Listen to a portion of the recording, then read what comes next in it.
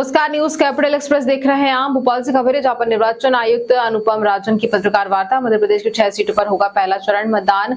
29 संसदीय क्षेत्र में कुल 8 सीटों पर मतदान। प्रथम चरण के मतदान में बता दें आपको कि 88 उम्मीदवारों ने भरा नामांकन। सबसे ज्यादा 19 उम्मीदवारों ने जबलपुर में भरा नामांकन। बैतूल में केवल 10 उम्मीदवारों ने भरा नामांकन। सुबह 7 से 6 बजे तक होगा मतदान। सारी व्यवस्थाएं की हैं।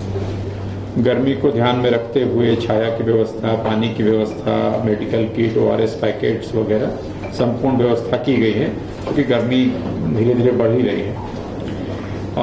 ये जो हमारे मतदान केंद्र थे 13,588 जो मैंने पहले बताया, उसमें जो हम लोग पिछली बार भी हम मनाते हैं पिंक पोलिंग बूथ, वैसे मतदान केंद्र जिनमें चारों जो हमारे पोलिंग पर्सनल हैं वो महिलाएं होती हैं, उनकी संख्या है 1118।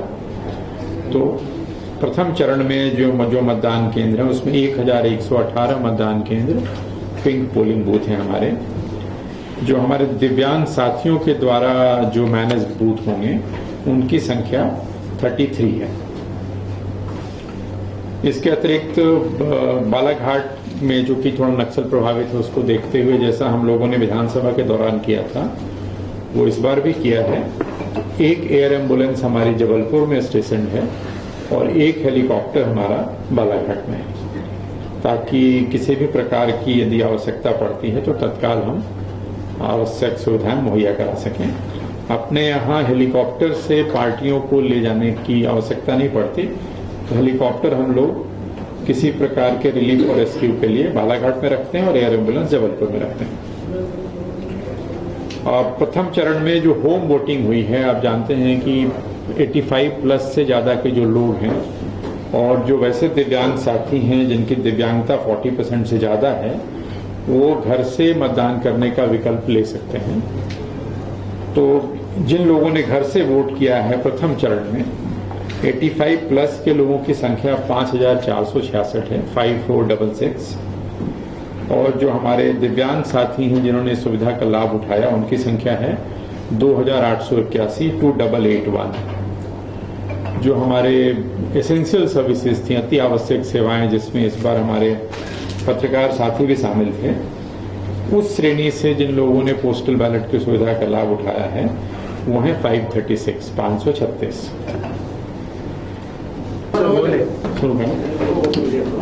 जैसा कि आप जानते हैं कि कल पहले चरण का मतदान है मध्य प्रदेश में अपने यहाँ, जिसमें 6 पार्लियामेंट्री कॉन्स्टिट्यूएंसीज हैं, 6 संसदीय क्षेत्र हैं जहां मतदान कल होगा प्रथम चरण में।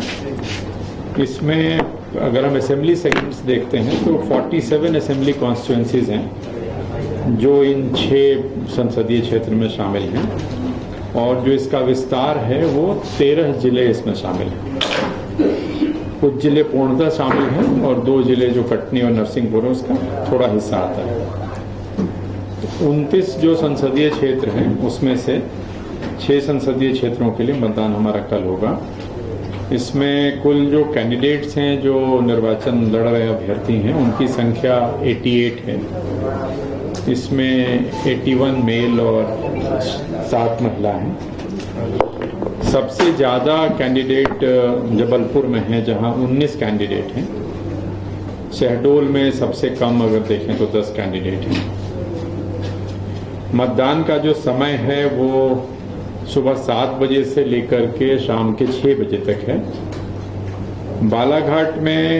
बालाघाट की 3 विधानसभा क्षेत्रों में, लांझी, बैहर और परसवाड़ा, जो LWE के हम मानते हैं जहाँ नक्सल प्रभावित क्षेत्र कहते हैं, वहाँ पे जो मतदान का समय है वो 7 बजे से लेकर के शाम के 4 बजे तक है, ताकि पोलिंग पार्टीज को समय रहते वो मुख्य सड़क पे आ जाएं या जिला मुख्यालय पे आ जाएं जहां उनको जाना है। जो हमारे पोलिंग स्टेशंस हैं फर्स्ट फेज में, उनकी कुल संख्या 13,588 है। ये 13,588 जो मतदान केंद्र हैं, इसमें 18 सहायक मतदान केंद्र भी शामिल हैं। इन सभी मतदान केंद्रों के लिए पोलिंग पार्टियां आज रवाना हो रही हैं, लगभग रवाना हो गई हैं। अब हमें उनके पहुंचने की जानकारी धीरे धीरे प्राप्त हो रही है।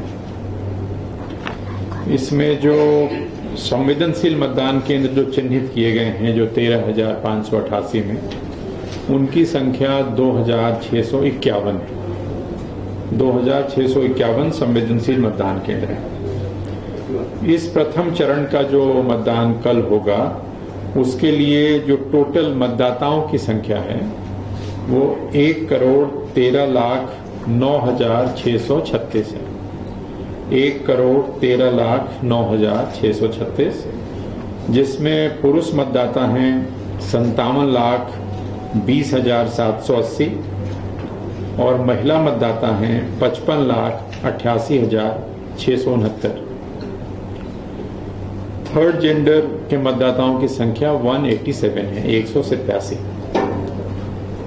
प्रथम चरण में जो दिव्यांग हमारे मतदाता हैं उनकी संख्या है 1,42,010।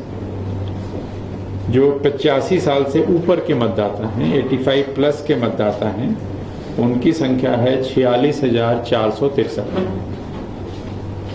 100 प्लस के जो मतदाता हैं, 100 साल से अधिक आयु के मतदाताओं की संख्या प्रथम चरण वाले मतदान क्षेत्रों में 771 है, 771।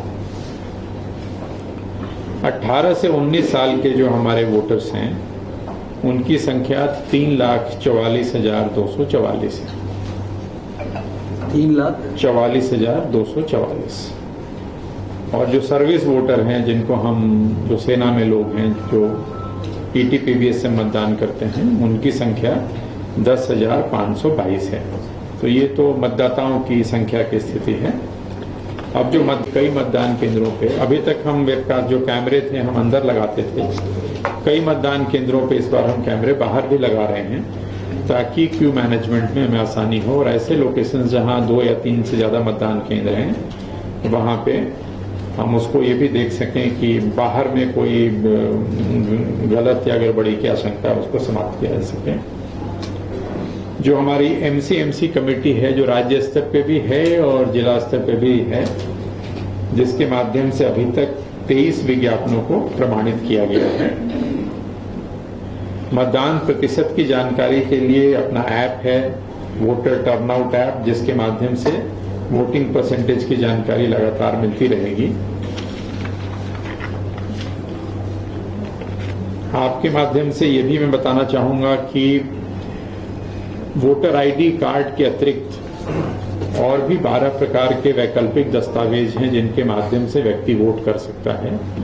तो यदि किसी व्यक्ति के पास कोई वोटर ID कार्ड नहीं है या उस दिन नहीं मिल रहा है या गुम हो गया है, तो उसको चिंता करने की जरूरत नहीं है। वो अपने Aadhaar card, pan card, driving licence, मनरेगा का job card, passport, passbook, pension दस्तावेज, इस प्रकार के कई सारे सरकारी दस्तावेज, जिसका हम लोग व्यापक प्रचार प्रसार भी करते हैं, अखबार में विज्ञापन भी देते हैं कि यदि आपका नाम मतदाता सूची में है और किन्हीं कारणों से वोटर ID कार्ड प्राप्त नहीं है या खराब हो गया, नहीं मिल रहा है, तो चिंता नहीं करें। QR कोड करके QR जो अभी आ रहा हूँ उसमें, तो उसके माध्यम से आप वोट कर सकते हैं। मतदाता पर्ची का वितरण सभी जो फर्स्ट फेज और सेकंड फेज में चल रहा है, फर्स्ट फेज के तो सभी का वितरण हो गया है क्योंकि कल मतदान है। तो जिनको इसमें भी एक चीज स्पष्ट होनी चाहिए कि यदि किसी को मतदाता पर्ची नहीं मिली है तो उसको इस बात से, उसको ये भ्रम नहीं होना चाहिए कि यदि मतदाता पर्ची नहीं मिली है तो वोट नहीं कर सकता है। वोट करने के लिए आवश्यकता है मतदाता सूची में आपका नाम होना। मतदाता पर्ची हम लोगों ने हर व्यक्ति तक पहुंचाने का प्रयास किया है। जैसा भी आप पूछ रहे थे, तो मतदाता पर्ची में QR कोड है। यदि QR कोड आप स्कैन करते हैं तो उसके माध्यम से भी आपको जानकारी प्राप्त होती है कि आपका बूथ कहाँ है, आपका कौन से नंबर पे नाम है, मतदाता सूची में की डिटेल्स क्या हैं, कौन सा मतदान केंद्र है वगैरह। हम प्रतिबंधात्मक कार्रवाई करते हैं ट्रबल मेकर्स के खिलाफ या जिनके खिलाफ पुराना प्रकरण वगैरह रहा है। तो आचार संहिता लगने से अभी तक की अवधि में 2,37,636 लोगों के विरुद्ध 107/16 की कार्रवाई की गई है। इसी प्रकार जो पुराने वारंट हमारे लंबित हैं उसमें से 41,000 वारंट्स की तामीली की गई है, जिसमें परमानेंट वारंट भी हैं और अरेस्ट वारंट भी हैं।